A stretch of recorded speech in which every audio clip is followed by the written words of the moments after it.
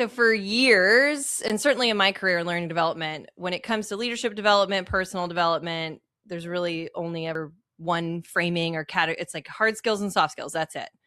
And this feels like something fundamentally different to me. So I wanted to give you the chance to acknowledge that before we kind of dive in, because this doesn't feel, it feels like much more than just a rebranding of hard skills and soft skills. Am I kind of right in that? Yeah, no, I think you're spot on, right? So, and I'm sure for a listener, we're thinking, what is this that Heather is referring to? And so, right, and you painted this really well. We've typically talked about hard skills and soft skills. And I'm going to paint just a different contrast. The way that I'm going to say it is we've got two different sides of ourselves. One side of ourselves is our doing side. This is our level of talent, knowledge, skills, and abilities. And when you think about most development efforts, this is where we focus. You think about our education system, our athletic programs, most of our organizational development efforts are about here's what you need to know and here's what you need to do. And that's good and it's helpful. Don't get me wrong. But what I've learned is it can actually only be incrementally helpful. And if we want true transformation, we've actually got to focus on a different side of ourselves. And it's what I call our being side. Our being side. Now, what is our being side? Our being side at a really high level, it's our character. It's our mindsets, our psyche. It's our emotional regulation abilities. And what I've learned is that when we've got, let's just talk about leaders. When we've got leadership issues, it is very rare that the issue lies with a lack of knowledge and skills. It's generally because they've got being side deficiencies. That means that maybe they've got some emotional regulation issues that's preventing them from leading effectively. Let's take, for example, micromanagement. Micromanagement, generally a leader has the skills to delegate effectively. But they may lack the capacity to do so because their being side isn't willing to trust others with responsibility. Okay. They're not willing to let go of the uncertainty that might occur if I have somebody else do it as opposed to me doing it. So that's a little example, and we'll get into depth as we go along. But this that you're referring to is this notion that we've got two sides of ourselves, a doing side and a being side. And to your point, I believe it changes how we should think about personal and leadership development. And it very much takes us away from soft skills and hard skills to doing side abilities and being side capacity. Yes. Yes. Like getting away from hard skills and soft skills. I feel like when we just label things as that, it's like the box to check. Like, oh, took a course on listening, soft skills, check. Oh, took an AI course on my, hard skills, check. But that is very transactional learning. And what I am hearing is use the word transformative, like personally transformative. Take me back to, because I think, go ahead. Well, I was going to build off of that, right? Because when you go and you can take a class, in fact, I gave a workshop earlier today about communication. And I think most communication workshops are like, all right, let's learn how the steps of active listening. You need to do X, Y, and Z. And it's not like that's wrong, but we're negating the fact that, look, everybody has the skills to actively listen. If you're a professional, I think everybody has the skills to actively listen. But the question really becomes, can your body allow you to actively listen amongst change, pressure, uncertainty, and complexity? And so that's what matters. That's where communication breaks down, is not because we lack the skills. It's because our body doesn't allow us to step into that space to be able to actively listen amongst difficult situations. And so if we want to really be a better communicator, a better active listener, it's not about, as we've been talking about, not about focusing on the doing side. It's about upgrading our being side. Okay. I wish I could go back in time and be a fly on the wall in that workshop. I feel like I want to double click into that. So tell me, how do you go in that specific case? We're talking about communication here. How do you go from how do you take people from that's interesting moment to helping them actually identify, okay, well, what what part of me is keeping me from being that better active listener? Like, how do you go from the aha to to actually making it to personal awareness? Yeah. Well, let me put some labels just on this, and I want to dive into this because I think we have labels and a shared understanding that it's easier for us to grab hold on some of these ideas. Okay. So I don't know if any of the listeners have heard of this, but there's really two different types of development. There's horizontal development, which is improving along your doing side. Okay. And then when we improve along our being side, that's called vertical development. So the question that I'm essentially hearing you ask, Heather, is we know how to do horizontal development, but now you're asking, how do we do vertical development? And there's different ways in which we can do it. I think one of the best ways to do this is to start to awaken to the programming embedded in our internal operating system. Okay. So let me give you an example of this. How would you say most people respond to constructive criticism? They get defensive, yeah. Right? Mm-hmm. Now, is that an intentional thought out response, or is that a knee-jerk reaction? Knee-jerk reaction. Right? So what that's saying is this is embedded programming within our internal operating system. And when we can identify things like this, then it becomes a place to focus on. So we can now ask the question, why are people so prone to get defensive? What they're doing is they're putting up a shield. Why would we ever put up a shield? It's because our body is making meaning of that constructive criticism as an attack. But is it an attack? Rarely is it really truly an attack, but yet our body is making meaning of that. So that what we're awakening to is this programming. If I receive constructive criticism, then I get defensive. We can say the same thing about a variety of things. When I get cut off on the freeway, then how does my body respond? Or if my child is throwing a fit in the back seat as I'm trying to navigate rush hour traffic, then how does my body respond? So baked within our body is all of this programming. In fact, 95% of our thinking, feeling, judging, and acting is driven by our non-conscious automatic program. Okay. And is this what you call the internal operating system? Yes. Okay, great. Yeah, spot on. So we defined being side earlier as quality of character, psyche, emotional regulation abilities. Ultimately, our being side is the quality of our body's internal operating system. And if we want to elevate along our being side, what we're saying is we need to become familiar of the programming of our internal operating system. And then if we find programming that isn't suiting us, then we now have the option to upgrade that programming, right? So what we would want to do if somebody is getting defensive when they receive constructive criticism, we would need to help them to be able to widen their window of tolerance for criticism. And as they do so, they develop a greater capacity to create space to sit with that criticism. Not that they have to agree with it, but if they could create the space to sit with it, then they can take it in if it's going to be something that benefits them. And so this effort is more about healing, if you will, our body's nervous system than it is about learning new knowledge or new skills. So it's a completely different type of development. But if we can do that, it, as I've kind of mentioned, it could be transformational. So that's a high level overview. Any thoughts coming up for you or anything you want to build on? You know, yes, in like 1,000 different directions. And my mind immediately goes, I can't help but process this and like, what does Heather need to like upgrade on? Like we can speak in generals and like defensiveness and criticism and maybe, I don't know. Maybe I get defensive during criticism, but I will say the one internal operating system of my own that I became maybe painfully aware of while taking the assessment and reading the book was my aversion to risk, the like safety. Yeah.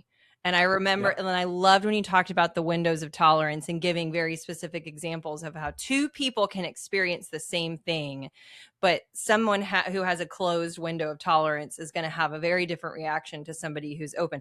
Everything around them in the situation is the exact same, right? All of the observable facts are the exact same, but it's someone's wiring their past experiences, their wounds, like trauma, whatever it is keeping that window really small. And so for me, that one was the aversion to risk. Yeah. And so, it's like, okay, it almost is like there's steps. It's like, okay, first we have to understand that we have a doing side and a being side. Yeah. Okay, got that. And then it's like, okay, where am I at on the being side? Like, how high am I? What's my altitude on that? And then it's like, Yeah. well, then how many things, right, are like, how many things in my being side are keeping me kind of lower than I want to be? Yeah. In a way, I want you to think about your being side as being made up of different elevator shafts. Okay. They're connected to different ideas. And the reality is we could be high on one elevator shaft and low on the other. And so what you're referring to when you say like your aversion to risk is when I work with groups, leaders, and organizations, the way that I get at connecting to the programming of our internal operating system is by focusing on mindsets. So I put together a framework on 4 different sets of mindsets that's based on the last 40 years of mindset research. And what we found is that there's mindset sets that range on a continuum from being wired more for self-protection on one side to being wired more for value creation on the other side. So just at a really high level, and we could go in any level of depth that we want to, but at a high level, we've got fixed and growth, closed and open, prevention and promotion, and inward and outward. So let me dive into the prevention promotion one, since that's the one that you kind of alluded to. I highlighted the whole section with like stars and exclamation points. So when we have a prevention mindset, our body, when we feel a tension between avoiding problems and stepping towards a purpose or a goal, if we have a prevention mindset, our body's wiring is going to gear us towards avoiding problems. If we have a promotion mindset, when we're feeling that tension between the two, we're actually willing to step into problems in pursuit of that purpose and that goal. And what I've found, I've got a mindset assessment that if you're listening to this, you want to take a mindset assessment, it's free on my website. So that's what Heather's referring to. And I've had 50,000 people take my mindset assessment. So I feel like I've learned a thing or two. And what I've learned is the people who generally struggle the most with prevention and promotion are oftentimes non-leaders in organizations. So leaders usually don't struggle as much with this because they're in pursuit of goals and a purpose. But people who struggle more with this generally don't have leadership responsibilities, and they kind of approach work and life thinking, how do I get through this as easy as possible? Right? And in fact, this was me. When I first started learning about mindsets, it was a rude awakening because I had to learn that I had a prevention mindset.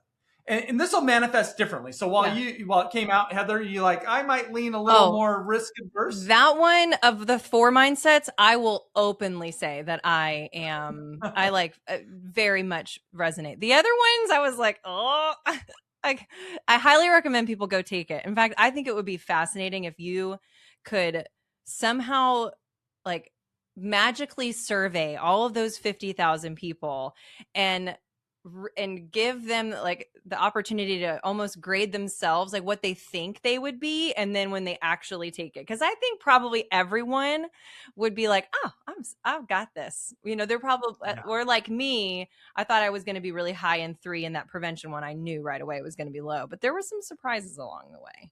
Yeah. Well, can I give you a sports analogy Please. That might help explain kind of what you're talking about? Yes. Okay.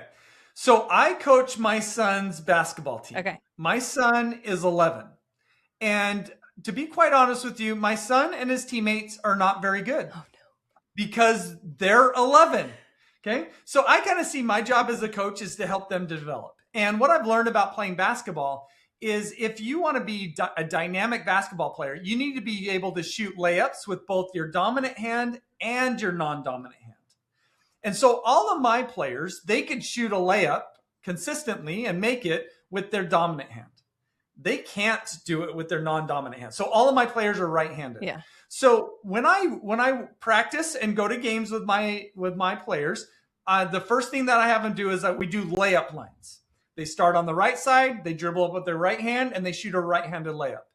And then I move them to the left side, and now I say, all right, left-handed layups. And I want them dribbling up with their left hand, jumping off their right leg, and then shooting with their left hand. Mm-hmm. And when I do this, I get 3 different responses from my players. The first response is that they don't even try. They just dribble up and shoot with their right hand. So, Heather, I'm putting you on the spot, but why do you think that some of my players won't even try? Because they know in just a few minutes they're going to go and they're going to do it on the right side, and it's just another just another drill we have to do. I mean, that's what I was thinking. Yeah, and I kind of imagine, okay, if I do this with my left hand, I'm going to feel awkward. Yeah, it feels awkward. I'm going to look awkward, and I'm probably going to miss my shot. Mm-hmm.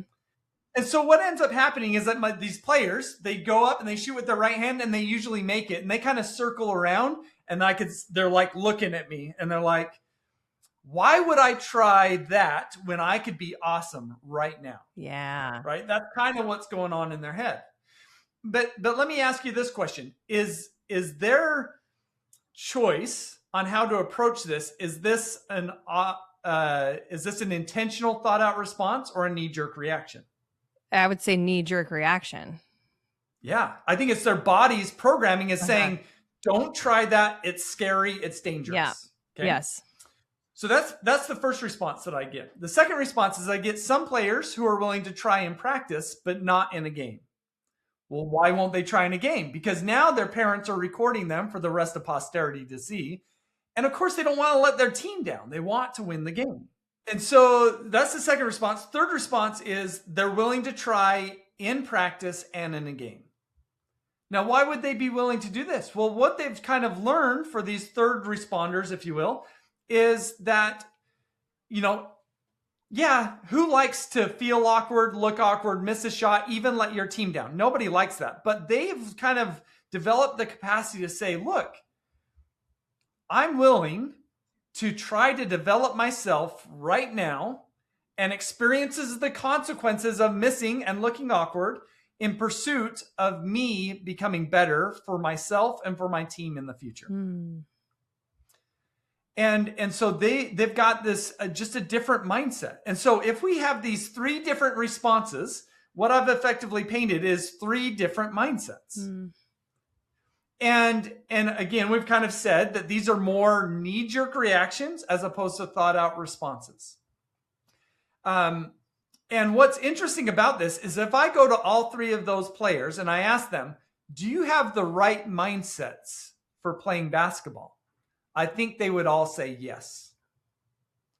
But it's clear that some of these have more self-protective mindsets while others have more value creating. Mm. And so that's what's so difficult about mindsets is no matter what our mindsets are, they feel right to us because they're serving a job, right? If you say, Heather, I've got a prevention mindset, my body is prone to avoid risk, you could give me 1,000 reasons why that is right for you. Yeah. And I could also push back and say, yes, but it may be holding you back in X, Y, and Z. Mm-hmm. And so that's what's tricky. And I do this work with leaders. And if I've got 100 leaders in the room, I could ask them the question, how many of you have a fixed mindset? Nobody's going to raise their hand. Yeah. But what I've found is that at least 60% of leaders have a fixed mindset. And so what that means for leaders is when you have a fixed mindset, you have a tendency to only do what's worked in the past. Mm. And you're not going to be willing to embrace or try something new that might work better in the future because to you, it's unproven and you might look bad. Yeah. And what leader is ever willing to look bad? Not many. So this is when we get into mindsets, it's just tricky because whether our mindsets are self-protective or value creating, it feels good and it feels right to us. It feels safe. Yeah, and comfortable. Whether you're working with like 100 leaders, like you just said, or even just one, or maybe even not just a leader. Maybe I know you've done some of this work with your wife. I'm sure you've done this with friends and people in your own circle, like sticking with just the fixed mindset. How do you help people like narrow down, okay, what specifically am I fixed on? Because I would imagine in a room of specifically 100 leaders, what everybody is what's keeping them in that fixed mindset is going to be very different. Like for me, it's risk. Some people might be defensiveness. Like there's a lots of different things. How do you help even let's say one-on-one with a leader, and you can kind of tell, or maybe they've taken the assessment. Like how do you help them narrow in on one or two like big impact things that are really kind of keeping them from upgrading? Yeah. How willing are you to be vulnerable if I put you on the spot, Heather? I mean, let's do it. Okay. I'm here to upgrade my being side today. So okay, good. So I'm just going to ask you somewhat of a series of questions, and there's a logic behind this, and we could talk through the logic after. But just kind of what I want from you is essentially your top of mind responses. Okay. Okay. So if I were to ask you, what's an aspiration that you have for yourself? For myself? Yeah. Anything when you think about your goals, your ambitions, the person you want to become, do you have an aspiration? Oh man, there's so many of them.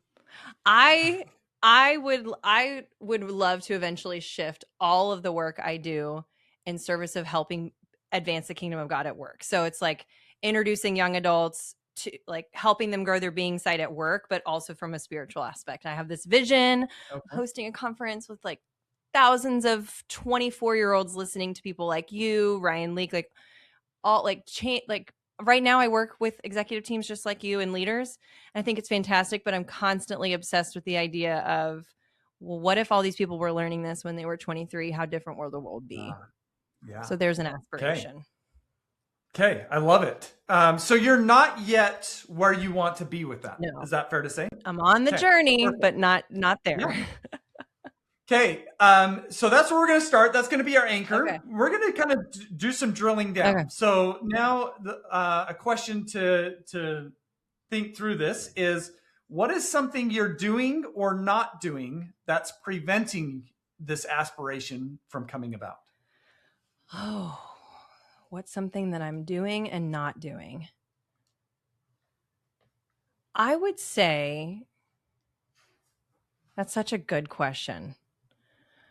What I'm not doing is like taking a massive leap of faith or risk and shifting all of my practice to young professionals. I'm not doing that.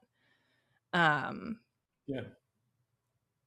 What I started doing and what I have now stopped doing and need to continue doing is like my own research in scripture, like tying it to very practical work related things.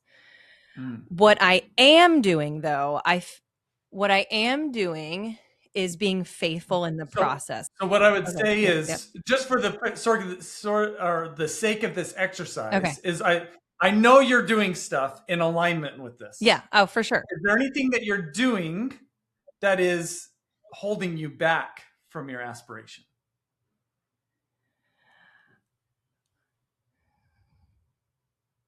Like, so for example, I'll give you one, right? Is maybe I'm saying yes to clients that aren't necessarily these ideal clients. So that would be something you're doing. Yeah, for sure. I'm definitely doing. I'm not saying you're doing that. Yeah, absolutely. I think what I am absolutely doing that's holding me back from that is staying hyper focused on short-term gains.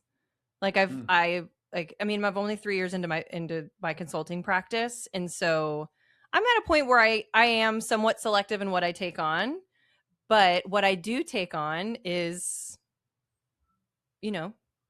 paying the bills. It's contributing to my family. Like I've grown it to a place that I'm really proud of. And so I know that, time, you only get so much time in a day, that if I were to like pull the brakes on this and go all in on that, well, there's going to be a trade-off there. And the trade-off is financial short-term gains. And that is a huge part of my aversion to risk.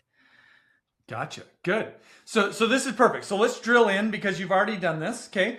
What we've just spent some time on is identifying behaviors that are holding you back. Okay. Okay. We've all got behaviors that are holding us back. So nothing unique about anything that you said. And I think that most development programs stop here. We kind of identified the things that you're doing. Okay. You are emphasizing short-term gains. And I can tell you, Heather, you got to stop doing that. I know. Right. And you also said, I'm not taking massive leaps. And I could say, well, Heather, you got to take some massive leaps here. And it's not like that guidance is bad or wrong, but it's short-sighted because there's a reason why you're emphasizing the short term, and there's a reason why you're not taking the massive leaps. And until we get into the reasons why, you're never going to work through these behaviors that are holding you back. Yeah. So now what we've got to do is we've got to drill down from the behavior level down into a thinking level. Okay. Is where we're going to go next. Okay. So at the thinking level, I could ask you why, and you kind of already gave this. So why, Heather, are you engaging in short or focusing on short-term gains? And you said, so I want to grow a business, contribute to family. Yeah. Good. All good reasons. So now let's unpack this in two different ways. We're going to look at two sides of the same coin. One side's going to feel a little bit more negative. The other one's going to feel a little bit more positive. Okay. So one side of the coin is, okay, you're doing this because you got bills to pay. You want to grow your business. You want to contribute to your family. What pain are you trying to avoid? What pain am I trying to avoid? Oh, how do I articulate this? Another way of saying this is what are you afraid of? Of losing security. Good. Of not feeling secure and stable. Good. And safe. Good. That's perfect. So that's one side of the coin. Then we're going to flip this into another side of the coin, which we're going to call commitments. Okay. Mm-hmm. So if you are trying to avoid the pain of losing security, stability, and safety, that means that your body is committed to security, stability, and safety. For sure. Yep. Okay. So this is when we identify these commitments, this can be a breakthrough, because what we start to realize when we discover these commitments is, one, when you look at this commitment, I'm committed to security, stability, and safety. Is there anything wrong with that commitment? Mm-mm. No, there isn't inherently. But this commitment is what's driving you to focus on short-term gains that's ultimately holding you back from your aspiration. So what we're kind of realizing, or kind of what we could shed some light on, is what I think you've got going on, and we've all got this going on for ourselves in different ways, is you've got one foot on the gas in the form of your aspiration. Yep. You've also got one foot on the brake in the form of security, stability, and safety. And I don't know about you, but understanding this has been groundbreaking to me and life-changing for me, because I used to think if I wasn't making progress towards my aspiration, it's because I wasn't pushing on the gas hard enough. And so I was just like, I just got to get more committed to this. And it's actually not about being more committed. I think you're already committed. I mean, you lit up when you told me about this aspiration. Yeah.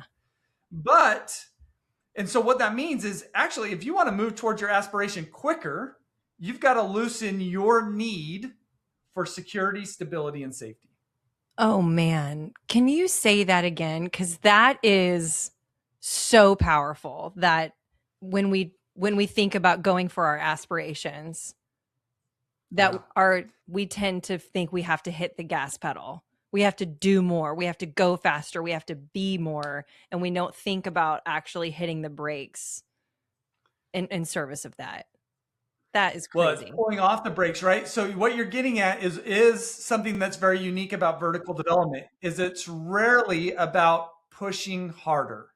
And it's almost always about letting go. What we've got, Heather, is we can now create an assumption that your body is carrying. Your body is, and I'm going to create an if-then statement. And it seems like your body is carrying the, if I stop focusing on short-term gains and start taking massive leaps, then I will lose security, stability, and safety. Right? Does that feel accurate to your body? It feels very accurate, right? Oh my gosh. Okay. Good. And so, and it should, because that's kind of, we uncovered that through this Yeah. process. And it makes sense, doesn't it, to feel that way? Mm-hmm. But here's a question for you. Is it 100% true? No. It might be 90% true. It might be 50% true. But like you, I don't think it's 100% true. But your body is feeling like it's 100% true. And just as we focus on this assumption that your body has, this is a mental block. What we've just uncovered is a mental block. Because what I believe is possible, Heather, it is within the realm of possibility that you can stop focusing on the short term, start focusing on the long term, and take massive leaps and not lose security, stability, and safety. So I believe that's within the realm of possibility. And your body just is very unsure of that. Yeah. And so when we think about doing being side work, one of the things that we need to do is, now that we've uncovered this, is we need to have you start pushing against this. Okay. And what I mean by that is, I need you to start being a scientist and setting up experiments to test out the validity of this assumption. So I want you, my encouragement for you would be, I want you to take essentially a decent sized leap into something. Now, I don't want it to be everything that you talked about just yet. That feels too big. Yeah. But you need to take a decent sized leap towards something in alignment with your aspiration. And you need to then think about an experiment. In taking this leap, do I lose security, stability, or safety? And the answer could be yes. And if so, we'll learn from it and we'll need to make adjustments. But if the answer is no, now we've just taught our body, what I've been holding on to isn't quite as accurate as I once thought. And so that's one thing that we're going to need to do, right? Or what we're doing is actually refining and upgrading our body's internal operating system. We're widening our window of tolerance for, in this instance, risk. And is this where the importance of that intentional practice comes in? It's like finding those small steps that, like, and to give you, to practice taking little risks, or to practice being more courageous, to practice being more trusting, like whatever it is for someone. Is this where that idea comes into play? Is creating opportunities to practice it? Yeah. So when we think about doing being side development work, it's rarely about doing big, great, grand efforts. Okay. And it's almost always about doing small, little, repeated interventions over time. And in doing so, we upgrade our internal operating system. So I'm never going to say this is easy work, but I think it's easier than we generally think, because it is about doing these small, little things. So let me give you an example, just as to make this come to life. My daughter came to me, I don't know, it was about 7 years ago, and she said, "Dad, I want to take ice skating lessons." And I was like, "You've never been ice skating before, right? Let me just take you down to the rink and we'll try it out." So I lace up her skates and she kind of wobbles over to the ice. She goes to step on the ice and her skate slips out from under her and she grabs a hold of the wall, and her eyes are bug-eyed, like, "Oh my goodness, what have I gotten myself into?" Yeah. And for the next hour and a half, she did not let go of that wall. It was just slow moving. We're just shuffling around the outside of the rink. I don't think we got around the rink twice in that hour and a half. Oh boy. Okay. So what my daughter's got going on is she's got some assumptions. Her assumptions in this case are, if I let go of the wall, then I'll fall. And if I fall, then I'll get hurt. And her body is feeling like these are 100% true. And so if I want to help her to learn how to ice skate, I've got to help her break through these mental blocks. And what I don't want to do is, I don't want to tell my daughter, "All right, let go of the wall, skate across the ice as fast as you can, and do a triple toe lutz." Like, that's the last thing I'd want to do. But what I can do is I can say to my daughter, "Hey, can you let go of the wall for 5 seconds? Yeah. Let's see what happens." Yeah. She does it. Like, this is an experiment. And I could say, "All right, now let go for 10 seconds. Okay, she doesn't fall. Now let go for 10 seconds and then do like a high knee. Get your skate off of the ice. And let's say she falls. Then I get to ask the question, did that hurt? And she could say no. And now she's learned something. Or she could say yes, which is actually what she did. She ultimately fell and it hurt. But she still wanted ice skating lessons. So guess what we did? We bought knee pads and butt pads for her to soften the blow. We created a structure around her to help her feel safer in being more experimental. And so, Heather, in a way, the same thing, I want you to do the same thing. Like, I don't want you skating across the ice as fast as you can, but I do want you to let your hands off of the wall for a little bit. Let my hands off the wall. Yeah. Yes. Oh my gosh. I want to immediately, like, my creative side of my brain is like wanting to like post it out. Like, what are the small things? Like, if this is the big thing, like I think you talked about this in the book, the accountability wall, I think is what you called it. Yeah. Maybe mine's my risk wall, right? But it's like, okay, this is the biggest scary one that I actually genuinely believe is aligned with my spiritual calling. I'm a spiritual person.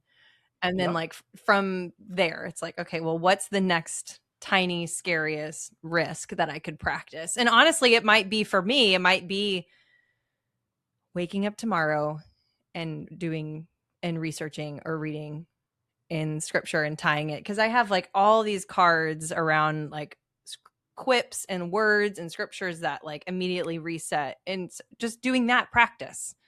Yeah. So that's the first part of this. We're not yet done with the exercise. So we went from aspiration to behavior to thinking. Now we're going to drill down into mindsets. So then we could ask the question, what mindset is driving this assumption? Okay. The assumption again being, if I take focus more on the long term and take massive leaps, then I will feel insecure, unstable, and unsafe, or unstable and unsafe. So that's the assumption. So what mindset is driving these assumptions? Now, if we had more time and a little bit of a different setup, I would walk you through each of the 4 self-protective mindsets: fix, close, prevention, and inward. And so we'll just cut to the chase and say, what are the common fears and commitments connected to each of these mindsets? And everything that you said would point to a prevention mindset. Yeah, for sure. Yeah. And that's ultimately the mindset that's driving these mental blocks. Absolutely. And so while one part of our, let's call it our being side development plan, is to do these experiments, the other part of this actually you need to focus on rewiring your mind. To actually, in your brain, you have got prevention mindset neural connections and promotion mindset neural connections. You've got both of them, but your prevention mindset neural connections are stronger than the promotion. So that becomes the default mode by which you process your world. And so the good news is that our mindset neural connections are a lot like our muscles. The more we use them, the stronger they become. Okay. And so if you want to shift more to a promotion mindset, I need you to engage in some activities to actively activate those promotion mindset neural connections. And in the course of, I'm going to even say in 30 days, we could get you to a place where you're feeling much more promotion minded by just doing little exercises essentially every day to activate those promotion mindset neural connections. Okay. And so that would be the second step there. Okay. Let me give you some thoughts about maybe what some of those exercises could be. Is that okay? Yes, this is fantastic. I feel like I am being completely psychoanalyzed by a doctor. Wait, I am. That's actually what's happening right now. No, you're doing great. And again, I really appreciate your vulnerability, and hopefully this comes alive for any of the listeners. And I'm sure several will relate to what you're talking about. So what I've learned is that when people have a prevention mindset, they are generally lacking 2 things. And I think in a way you have them actually. Okay. But I'm going to invite you to get more connected to them. Okay. So generally when people have a prevention mindset, they are not connected to a clear destination and a clear why for getting there. Okay. So step number 1 for me, always with working with people from a prevention to promotion mindset, is to help them get crystal clear on their destination and the why. Now, I think you have the destination in mind, right? That's your aspiration. But what I would question is how passionately are you connected to the why for that destination? And I think it's there. And so what I would invite you to do then is because it's there, is you need to continually connect with that. In fact, every day I would say you need to connect with your why.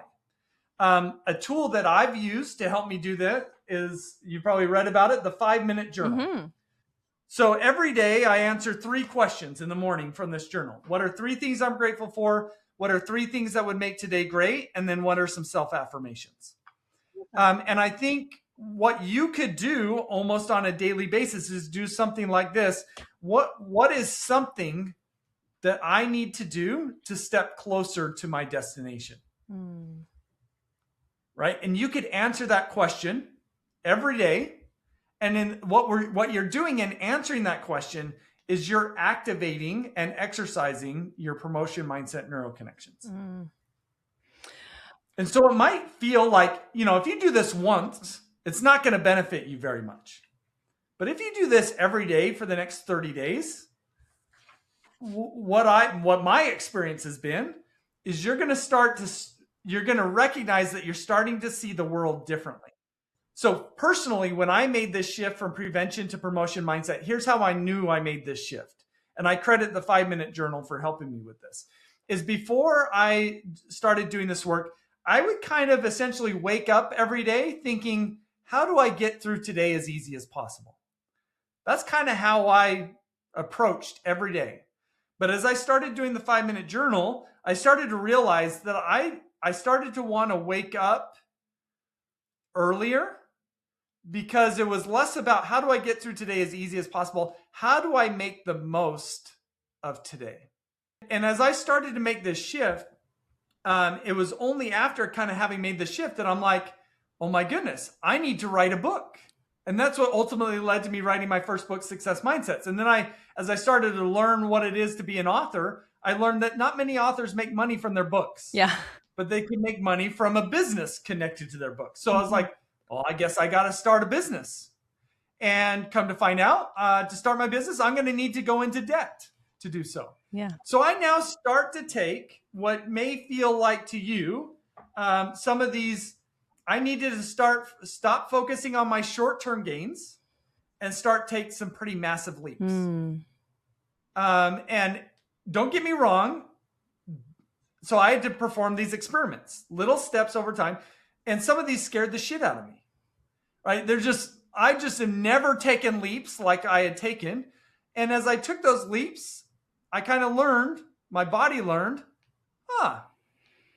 you could take a big leap and you could now trust yourself to land softly. And my body just never knew that before. And so that's why I was playing it safe.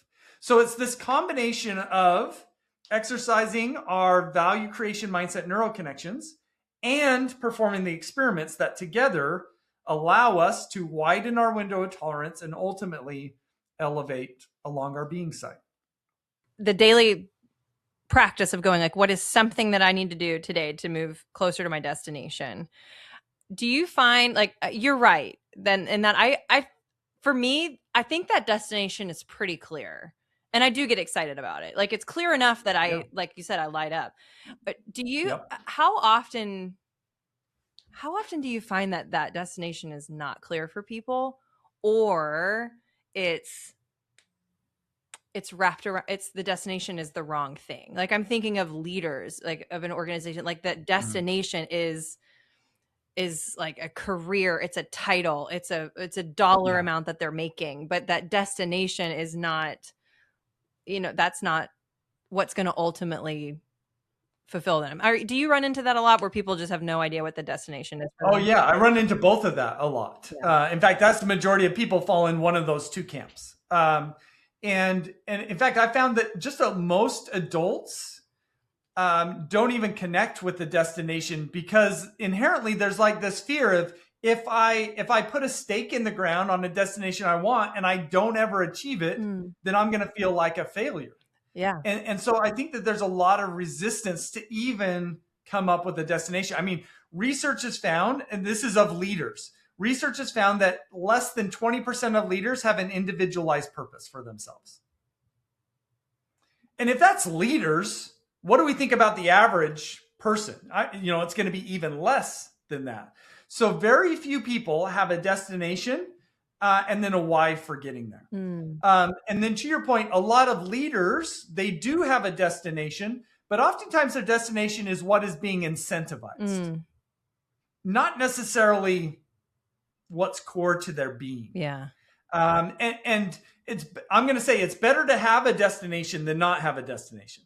But what I've kind of learned, like, look, our destinations will mature as we mature. And so I'm not overly preoccupied if I feel like they don't have the right destination yet. The fact that they have a destination is suggesting they're already stepping in the right direction. Yeah. But I need to help them. There's probably other blocks that are going on that's kind of holding them back from identifying a more mature destination. Yeah. We think about our being side, and research has found this from the adult development psychology.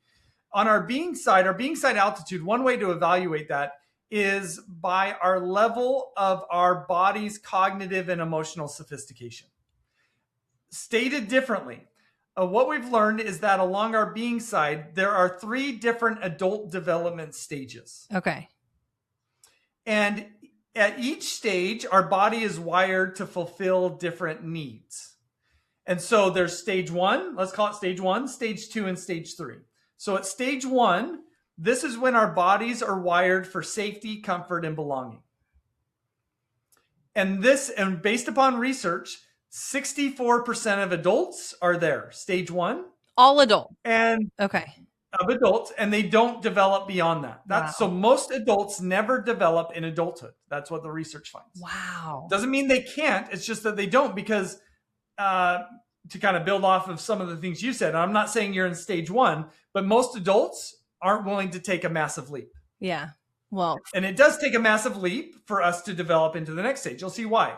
So stage 2 is when our bodies are wired to stand out, advance, and get ahead. Okay. So if we're wired to stand and advance and get ahead, we're now willing to be unsafe, uncomfortable, and not belong. And that is a big signal that we have developed from stage 1 to stage 2. Now, what's interesting about stage 2 is 35% of adults get here, but this is where 85% of leaders operate. Is in this mode of standing out, advancing, get ahead. So that's why I was kind of using leaders as an example, because we find most leaders are up in that second level. Then there's stage 3. At stage 3, our bodies aren't wired to stand in, and they're not wired to stand out. They're wired to contribute, add value, and lift others. And only 1% of adults get here, and only 8% of leaders. Wow. And so when you think about really great people, like I'll just throw out Martin Luther King Jr., right? I think he is there, right? And the way that we know he's there is he was willing. He wasn't trying to win a popularity contest, right? So he's not in stage 1. And he's not in stage 2 because he's not about, hey, look at me. That never came across. But it was always about what's my mission and my purpose. It's about creating value for something that's bigger than himself. And that's what's common of these stage 3 individuals, is that they do have an individual purpose, and that purpose is about creating value for someone or something that's bigger than ourselves. And there's just very few people that get there and are willing to, in a way, put themselves in harm's way in pursuit of that bigger picture, which Martin Luther King did, right? He ultimately, he and I'm not saying he's a perfect person by any means, sure, but he was willing to sacrifice his safety for a bigger purpose. And ultimately, that's kind of a hallmark of these really people who are really high on their being side. So I think that thinking through those 3 different stages is a better way of thinking through it, as opposed to, are you a leader, non-leader? It just so happens that most leaders are in that second stage. Most adults are in that first stage. Got it. Okay. But I think that there are stage 3 people who are actually like, get me out of the corporate environment, because it's an environment that doesn't allow me to be my authentic self. Yeah. and have the impact that I ultimately feel called to have. Yeah. Can we come up with some fun, like real life or like relevant personas in some of these kind of quadrants of the 2x2 that are Yeah. really common in the workplace? So, like, talk to me about what the high doing, low being person might come across as or look like. Yeah. So to paint that picture, think doing side on the x-axis, being side on the y-axis, and we could go high, low on each of those. So start low, low, right? Low, low. Low doing, low being. That's most adults. Most adults are here. They're not, exceptional in terms of any sort of knowledge or skills, and it doesn't make them bad people being here. But most adults are also kind of emotionally reactive. Most adults are more of the passenger of their life as opposed to the driver of their life. So most adults operate in that low quadrant. When we think about a high being, low doing quadrant, then this means that these are very refined, emotional individuals, but maybe lack a bunch of knowledge and skills. And what comes to my mind, for example, might be a monk, right? A monk is somebody who generally is a very grounded individual, balanced, centered. I would trust them in matters of life, but I maybe don't want them to run my business. And so that's an example. And I think that that's probably the rarest quadrant to find. Okay. Is high being, low doing. Then we could go high doing, low being. And this is where we find most leaders. Are high doing, low being. Why? Well, who gets promoted into leadership roles? The people who could do stuff, right? Yeah, who get stuff done. I think about doctors, scientists, academics are mostly here, right? And I'll be honest, I would say, I work a lot with business leaders. I work a lot with academics. Academics may be the least emotionally intelligent people that I've worked with. Really? Right? And it's just a signal that they're really high on their doing side, but low on their being side. In fact, get this. New York Times did a study recently, and they asked people, where do you go first for medical advice? Any guesses on what their answer was? AI. Yeah, ChatGPT. ChatGPT. And then they asked them why. Any guesses on what the number one answer was? They trust what it says? Or it's quick? Nope, it wasn't that. Oh, what is it? They said, because ChatGPT listens to me.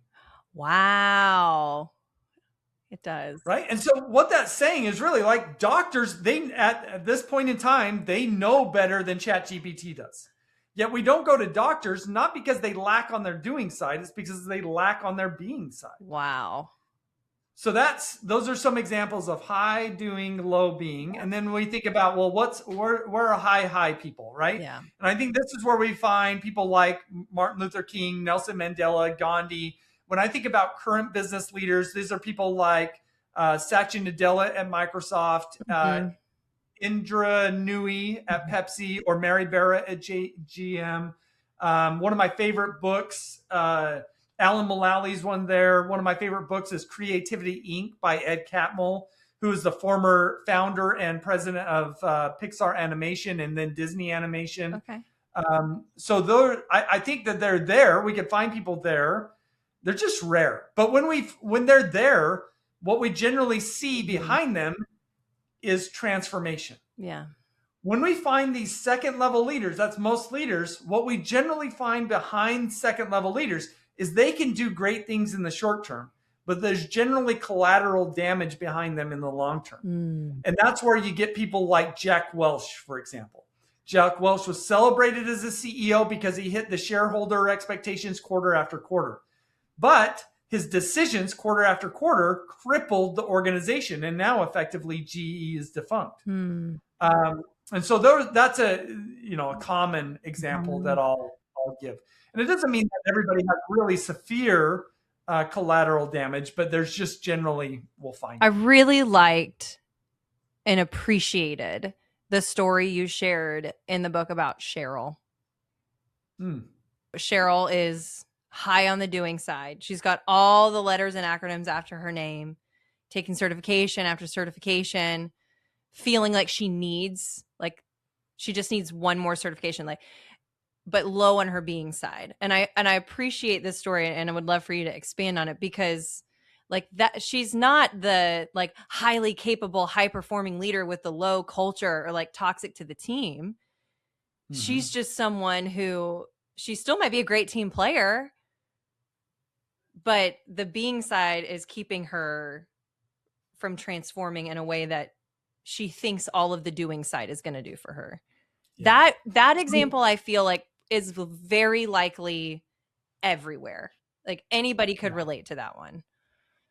Yeah. So the context is Cheryl's been an employee for 10 years in an organization, and not in a leadership role. And her manager calls me up and says, "Hey, can you coach Cheryl? Because she's been here forever. And the reality is we need to move her up or out.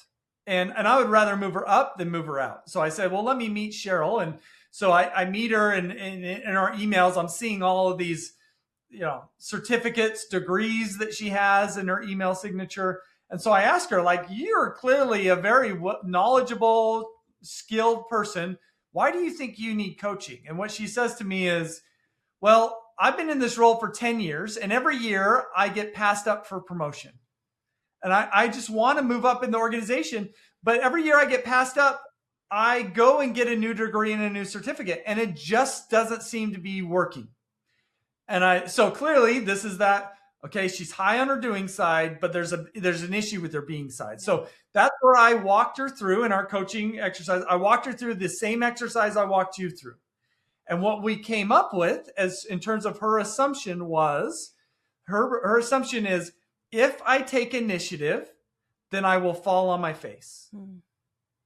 And so she is really great and has been really great at following directions, but she is reluctant to take initiative. And who's going to promote somebody who doesn't want into a leadership role, who isn't willing to take initiative? Yeah. And so we had to work through that and help her develop a greater capacity to take initiative. So we had to start small, right? Take initiative on saying no to your boss next time he asks you to do something. Come up with a plan for this particular project that's really small and insignificant. And over time, right, she developed a wider window of tolerance for taking initiative. And, we came to a point where kind of the budget ran out and worked with her. But what I feel like we were able to do is set her on a trajectory to actually get where she wants to go. Whereas before, the effort she was engaging in just weren't really helping get her where she wants to go. And that's because she, in her mind, was, my only option is horizontal development.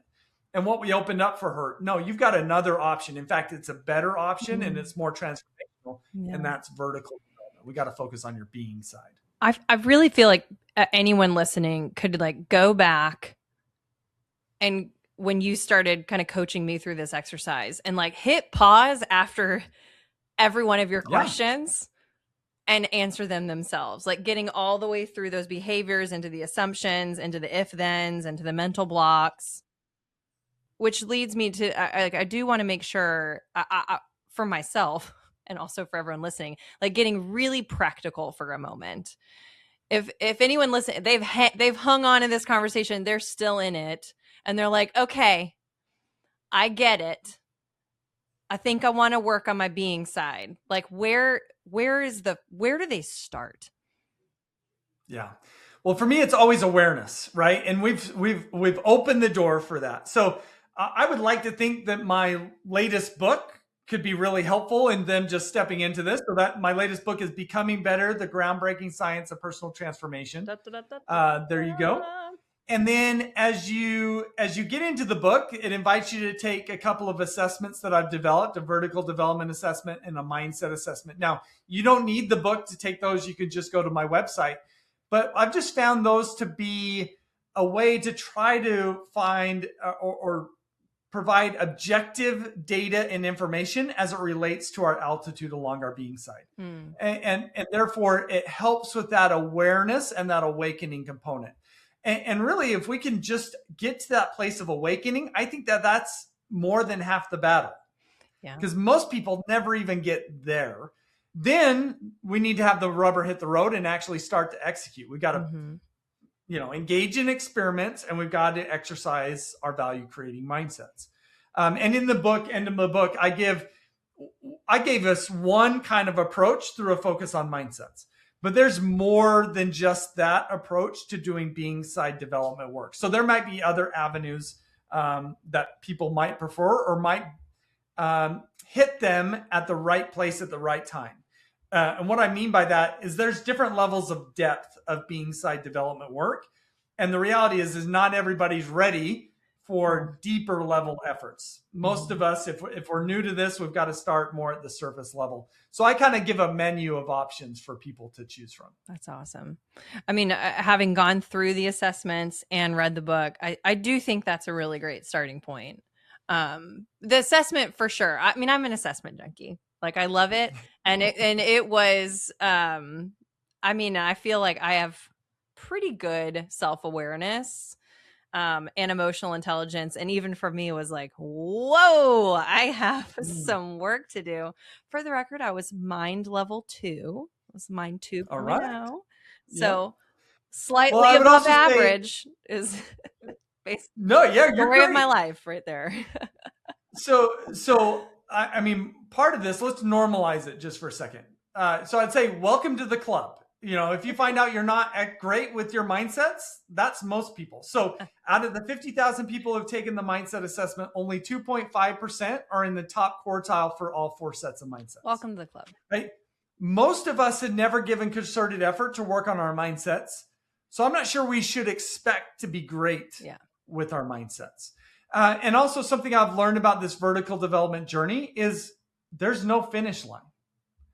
There's always more work that we can do. But I think what this does is it opens us up to actually start the journey based upon wherever we're at. So I don't care where you're at. What I do care about is you taking the next steps on your journey. And we've all got them. Even the most kind of vertically developed people still have other steps that they can take. And I think that's also, I kind of learned, it is a little scary to step into this vertical development work because your body's like, I haven't done this before, or, we're exposing some things under the rug that our body's been trying to hide for quite a while. But as I've gotten into it, I've learned, maybe the biggest lesson I've learned is it isn't as difficult as I anticipated. That doesn't mean that it's easy, but it isn't as difficult as I anticipated. And in fact, I just over and over again, I've had to learn the lesson of the payoff is so much greater also than I anticipated. It's worth whatever effort that we engage in. I've got a question for you from a mutual friend of ours. And I say a mutual friend. We have one mutual friend. Maybe we have more than one. But our wonderful mutual friend, Amy P. Kelly, has a question for you. How do you help people understand the relationship between vertical development and emotional intelligence? So I think it's interesting that as we've talked about, most development efforts on emotional intelligence try to boil it down to a doing side thing. Here's what you need to do to be emotionally intelligent. But what I've learned is it's actually a being side capacity. In fact, I've written an academic paper on this where we've taken research from the field of psychology and neuroscience on trauma. And there's enough evidence there to say, effectively, the more trauma one experiences, the more wired their body is for self-protection, and that inhibits emotional intelligence.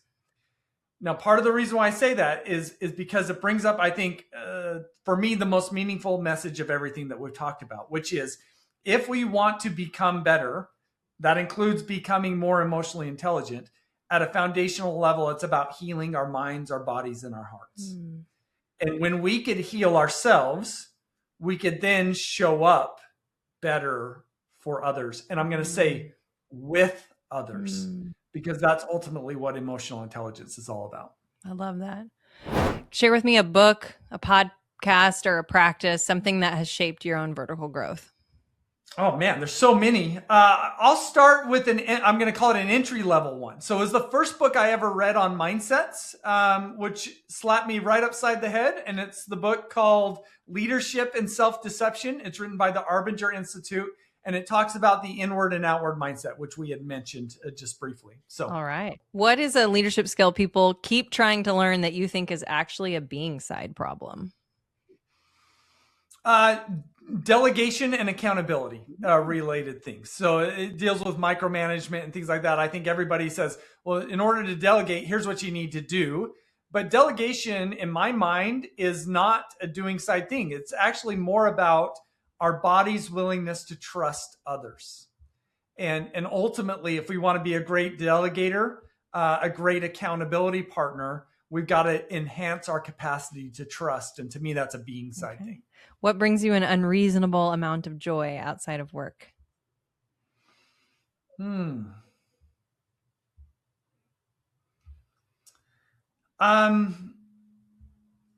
I love seeing my kids try new things, and then I don't expect them to be successful, but when they are successful at doing new things, that lights me up. When my kids took first steps, right? They fell a few times before they did it. And I would say, like when coaching my son playing basketball, there's different kind of benchmarks or kind of breakthroughs that players will make, like the first 3-pointer or their first, like whatever it is. And when I see him do that first thing, and even with some of my other players, like I almost am like on the sideline getting tears like coming to my eyes, seeing that, because it's just cool to witness the growth and development of others. And that's ultimately, I think, why I do what I do, as I want to see people not just get a little better, but to transform. Yeah. Okay, one final question for you, and now it's your turn to get a little vulnerable.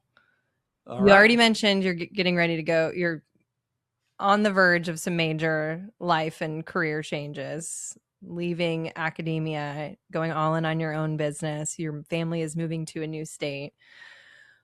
What is one part of your being side that you are anticipating that is going to need an upgrade through this next season?